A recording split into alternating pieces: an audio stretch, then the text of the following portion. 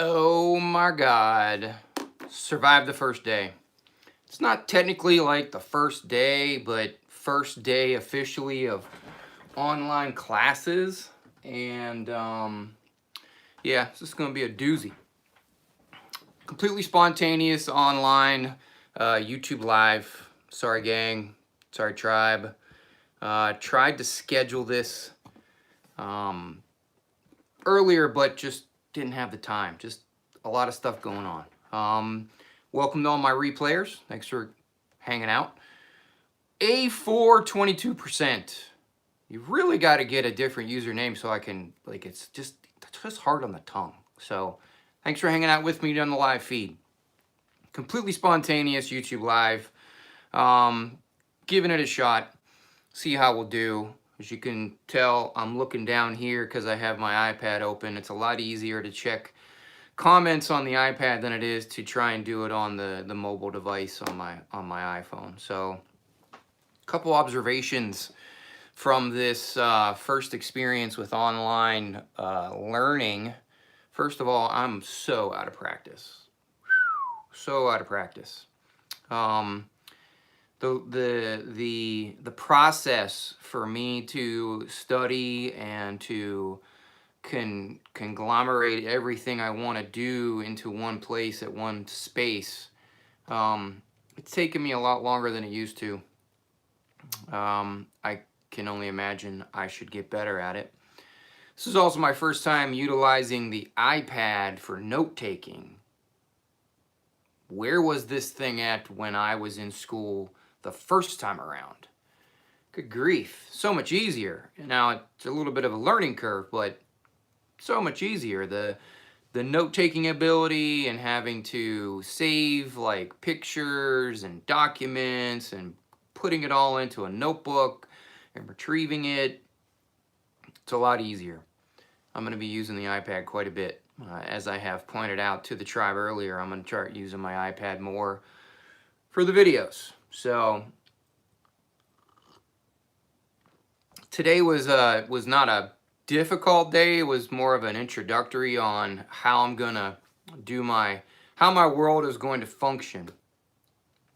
So I decided to get up at a normal time for the household, not a normal time for me, because remember, my normal time for getting up is 3 a.m. So I got up at 5 a.m. and actually worked out in the garage, in my garage gym, and then had my breakfast, blah, blah, blah. And then I got to schoolwork first thing in the morning, and I tried to structure it so that it felt like I was in class. Now, online learning is a whole different ballgame. There's, discussion boards, there's weekly assignments, there's semester assignments, there's first quarter assignments, and there's a couple things that have to go into play that all happen at once. And it's segmented learning, so everybody is doing something differently at a different time. So some of us, like myself, I'm going to try and work ahead at least 1 or 2 weeks so that I can have a little bit of a buffer, so that when my schedule is not good and I don't have a lot of a time, that I have some leeway, later in the semester, that I don't have to play catch up or I don't get behind, because getting behind is probably going to be the most detrimental and devastating thing possible. So C Nash 1919, thanks for hanging out with me. Thank you for the congratulations on my first day. It's a bit of a different feel this time around. For those that have been following me from the tribe, I've gone back to school, oh boy, let's count. So 1, 2, 3, 4, 5 times. I've gone back to school 5 times. You would think I would have got it right the first time, or maybe the 3rd or 4th time. I'd love to say that I love to learn, but I didn't know what I wanted to be when I grew up. So graduated high school and was an athletic training student. I went through my first bachelor's degree and was an exercise and sports science major, and graduated, became a certified athletic trainer, and did that for a number of years, and then decided to go back. Went back to school to get my nursing prereqs, and then went back to school for my diploma program at that time. Finished that, practiced for about 5 years, and then, oh my God, went back to school again for my master's to become a nurse practitioner. And I've been an NP for 7 years now, and I'm jumping back in the pool one more final time to get my DNP, my doctorate in nursing practice. I'm a little fed up with this whole school thing. I love learning, I really do, and we're all lifelong learners in the healthcare profession, but yeah. This one has a different feeling to it. C. Nash says that they're in their second semester of prereqs, applying to nursing school in May. Oh, also an athletic trainer. Small world. Really spooky small world. MP9 says they know the feeling. They're halfway through their MSN program. They were an engineering graduate and then went on to ADN, back to BSN. All right, so I feel you. For those of you that are hanging out in the live feed right now, give me a hi, give me a hello. How about a thumbs up, a wave? Just let me know you're out there. How's your day? Are you back in school? How many students are out there? How many of us are on the online learning experience versus the brick and mortar? Because I've done it all. I've done the brick and mortar. I've done the good grief, what do they call it? When you do both at once. Cohort. I've done the cohort, and now I'm doing strictly online. I'm not a big fan of strictly online education. It becomes very difficult for me personally, but it was the best option for my life at this given time. And I think I've mentioned this in one of my last videos, that there's no perfect time to go back to school. You just have to suck it up and do it. And just accept the fact that your life gets put on hold for however many years it takes. And that you're not going to sleep, you're not going to eat, you're going to eat, sleep, and breathe school.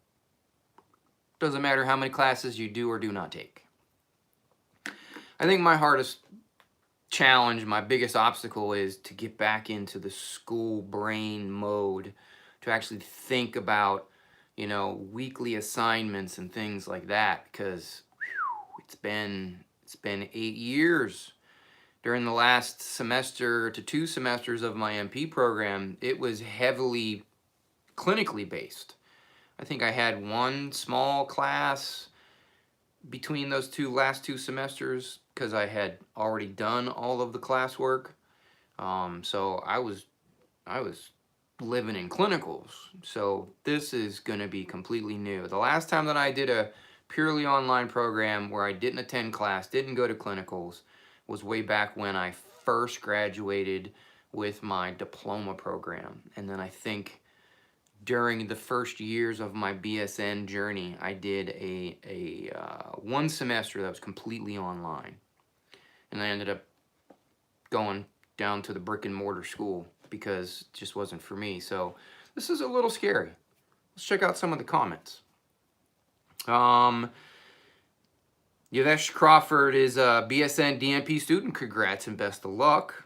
Lady T just finished up their postmasters in December. AGACMP. Freaking awesome. Congratulations. Sarah says first semester of her ADN program starts next week. Well, congrats and best of luck. My ADN program was probably the most fun, but it was also the most time consuming. You spent a lot of time in clinical. It was like a 5-day-a-week program, but I also did an accelerated 18-month program, so maybe that's why it felt so heavy. Megan says, just graduated with their BSN. Congratulations. Took her 8 years to get doing to get to doing college. 11 years post high school, done with her BSN, and she's eyeballing CRNA degree eventually. Well, thank you. Get your feet wet for a while. I would highly and strongly encourage you to get at least 2 years or more experience under your belt. I know that you want to make the leap, but I promise you, experience trumps everything. And the more experience you have, the easier that next step is going to be. So you've probably heard me talk about it once or twice. Experience trumps everything. MP9 says, I'm so right. I do hope to go to Psych MP program after their MSN. Wow, good for you. I'm glad there's people like you, because psych nursing was not for me. Psych nursing was on the same caliber of peds. I avoided it like the plague because I just wasn't my jam. Wasn't my jam at all. And I'm angels to those that can do it. CNash says, CNash 1919, by the way, says, live by the get ahead method. Classes start tomorrow for them, and they have notes done, chapters read, have to stay on top of it when you're a parent working in a school. Oh, absolutely. And I think that's my fear, is that I've bit off a little bit more than I can chew for this first semester, and I'm just going to have to suck it up, grind it out, and buckle down. I don't have any children, but I'm going to school. I work a full-time job. I work a per diem locum job that takes up a quarter of my time. I also have 3 projects that I'm four actually, that I'm a part of, that I've signed on for to present at 2 national conferences and a local conference, where I'll be presenting on several different things, including doing a group panel discussion on social media and how nurses can utilize social media in their career. That'll be at NTI. So I have a presentation for May, July, August, and I have something coming up in September. Actually, 2 things in August and 1 thing in September. So what worries me the most is trying to get through the next 2 months, because I'm working so much. I'm working a lot of overtime on purpose to pay for a side house project. So I'm going to have to budget my time wisely, because the school thing is new to me again. So I might be venting to the tribe on a daily basis, so stay tuned. Erica Johnson says that they just graduated from an ADM program and headed straight into an online BSN. If I take a break, I may never return to school, exhausted already. I get it. I totally understand, Erica, is that you want to stay in school mode. The BSN degree, from an ADN to a BSN, you know, that's just a degree. You don't necessarily, experience doesn't necessarily change the game. It'll make certain projects easier with the more experience you have under your belt. But getting your BSN, I'm not going to lean into having to get experience so much. Now, CRNA or NP or CNS, midwife, all of those advanced practice roles, I will stand firmly on my opinion of you need a lot of experience before you decide to pursue any of those advanced degrees or advanced roles. Yeah, just gonna leave it at that. So Astronomical One says, I never made a video about finding FNP preceptors, got accepted into an RN FNP program. I don't know what to say. I thought I did. Maybe I didn't. I have a boatload of recorded videos that I haven't released yet.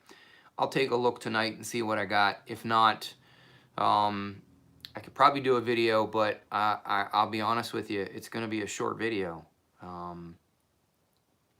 No, I take that back. I've done a video. I gotta find it. Hold tight on that one. I'll try and post that one in the comments. I'm almost positive I posted something along the lines of finding a preceptor for any NP program. It's not just FMP, astronomical. It's for any NP program.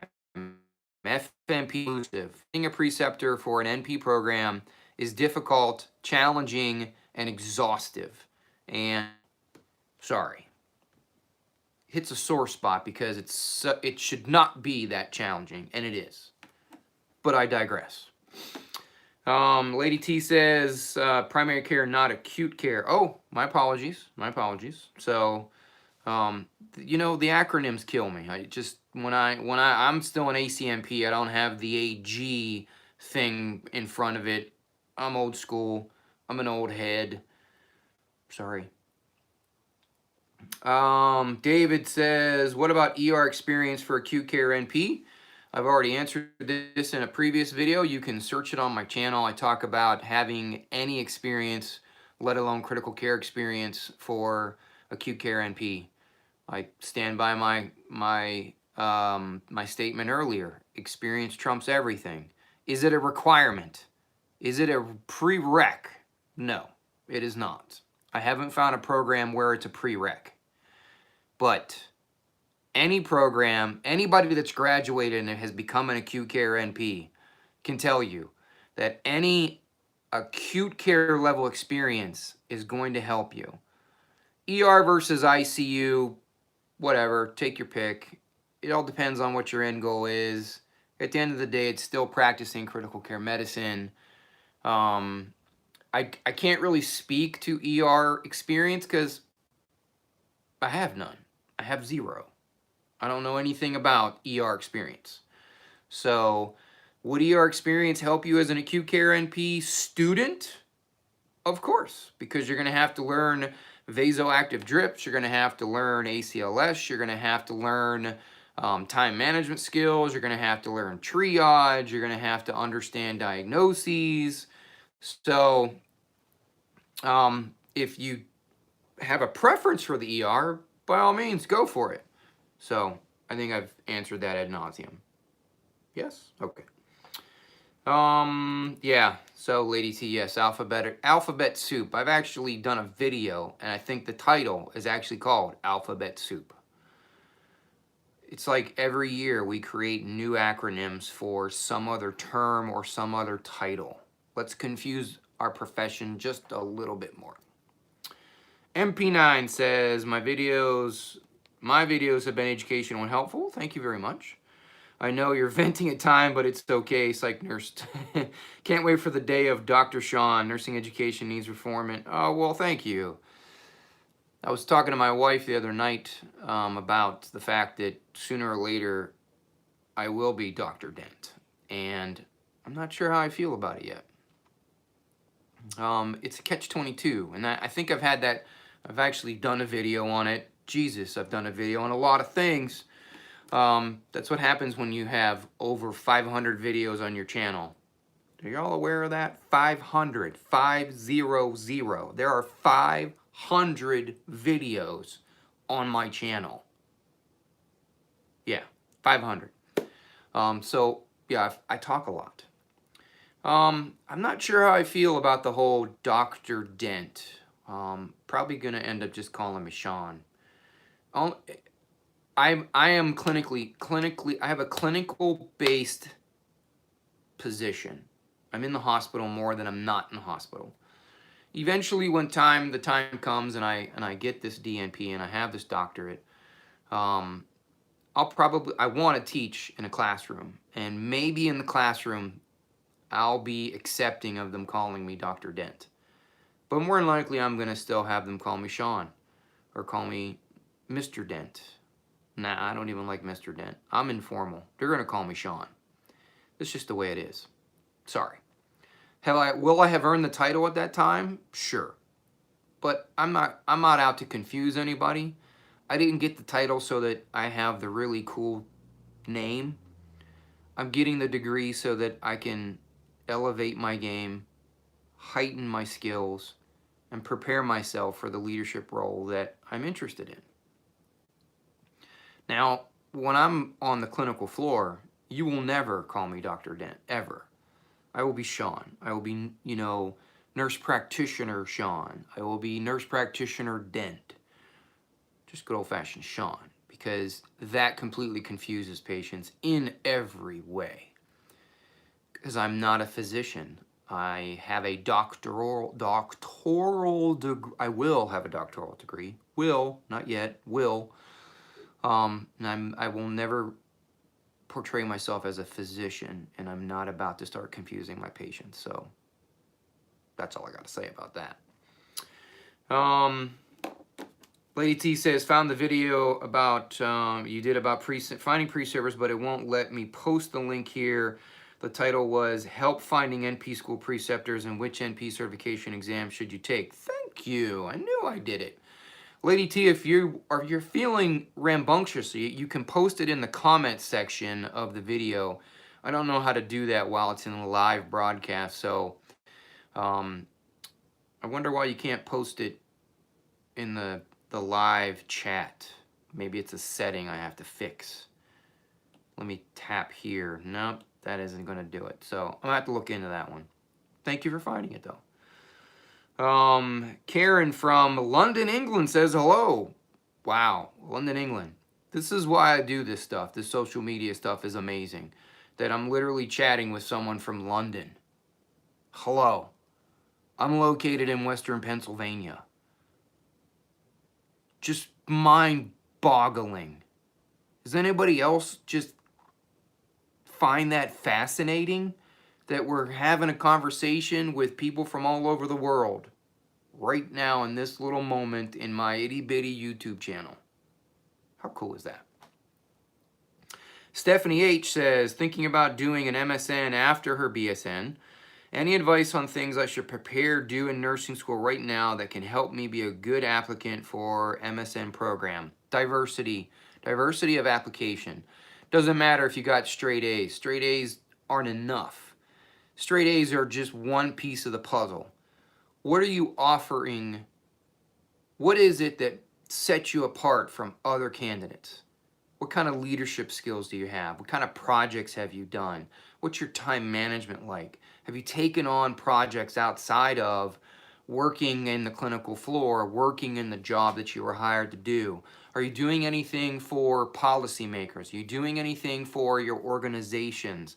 Are you taking on any additional responsibilities to advance your particular position or prepare you for the MSN that you want? What kind of master's degree are you pursuing? What kind of options are you interested in? You have to think about who you know right now that possesses that degree or that role, and what do you offer that can get you there?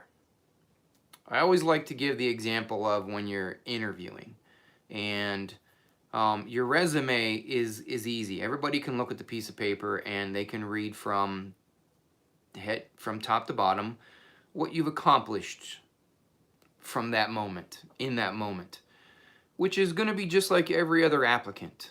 Every qualified applicant is going to have the same resume. They're all going to have the same stuff, all the same juicy things that is required of you. What's going to set you apart? What kind of feathers do you have in your cap that are going to sell you to whoever is interviewing you? Why would they choose you and not John Smith down the hall or Jane Smith that's going to be coming up next? And that's what that's all about, is that trying to separate yourself and make yourself stand out in the crowd. The things that I did when I was in my BSN program, or when I finished and was working, was I took on other leadership roles. I was a education liaison for new nurses. I helped train the new nurses. I was a coordinator for certain clinical skills and requirements. I was a preceptor as early as I could be. I also went to conferences and brought things back to my unit to improve processes and to improve practice. So I think I've talked about that ad nauseum. So yeah, Lady T, maybe you have to wait until the live is over, but thank you again. Karen says, Karen, the one from London, hint hint, says that she's been watching me since her nursing journey started in 2015. Boom! That's awesome. Thank you for your support. Hope I haven't disappointed. I hope I don't repeat myself, although I have a tendency to do that after 500 videos. Stephanie wants to know how long my master's program was. I don't know, 2.5 years, because it was not full-time, but it wasn't part-time. It was kind of in the middle. Each semester was graded a little bit differently. I think the first year I was going full-time, and then the last 18 months, year and a half, it was kind of a pseudo part-time. So every program's a little bit different. Every program requires a different number of credits. It also depends on what master's program are you doing, because there's very different master's programs out there. Are you doing a CNS? Are you doing a nurse practitioner? Are you interested in psych nursing? Are you interested in CRNA? Are you interested in MSN in just education? So yeah, completely varies. We got a couple minutes left. Remember, as I said before, I'm trying to limit these live broadcasts to about 30 minutes so that those who want to check it on the replay don't get a little on the board side, because live broadcasts that are an hour long, not many people go back and watch it. So we're going to limit to 30 minutes. Got a couple more minutes here. So Charles Brown says, respect my dedication to my career. He's in his 30s and switching career to medicine. Will be pursuing his BSN and then FNP. Is it best to work a year as a new nurse before going for FNB? Minimum. I'm going to say a couple years. I mean, the more, the better. Experience trumps everything. In that first year, you don't know squat. You barely learn how to practice safely, let alone become, I don't know, skilled in some way. I think about how much I did not know in that first several years as a bedside nurse. I was clueless. And here I thought I knew things, and here I thought I was an expert or I was seasoned. It takes several years, 3 years, 5 years. The more years you have under your belt, the more prepared you're going to be. I understand that everybody has a life to live, and I understand that you have goals, but don't skip over the most important part of becoming a nurse practitioner. The first word is nurse. Nurse practitioner, you're supposed to have experience as a nurse. That's a whole nother conversation, and I'm gonna have to save that for another conversation. This whole idea of hopscotching your career and trying to just throw the rock and skip over the RN bachelor's whole era, ooh, just gets under my skin. So I'm going to save that for another day. Bottom line, experience trumps everything. The more you have, the better. Minimum 3 years. Minimum. Thank you, everyone, for hanging out with me on the live feed. If you're catching this on the replay, leave me a comment down below. Let me know how you're doing. Let me know what you think of these YouTube lives. And once again, I'm probably not going to be able to schedule or give you a lot of leeway. I try to put them in the community tab, try to say something on my Instagram stories. Just try and keep an eye out. Activate the notifications. You got to activate the notifications on this YouTube channel. That way when I do go live, you get notified on your phone or your desktop or by email. Activate notifications. Tell your friends, tell your crew. You're going to get a lot more of me whether you like it or not. And what do we say at the end of every piece of content? Check your own pulse first.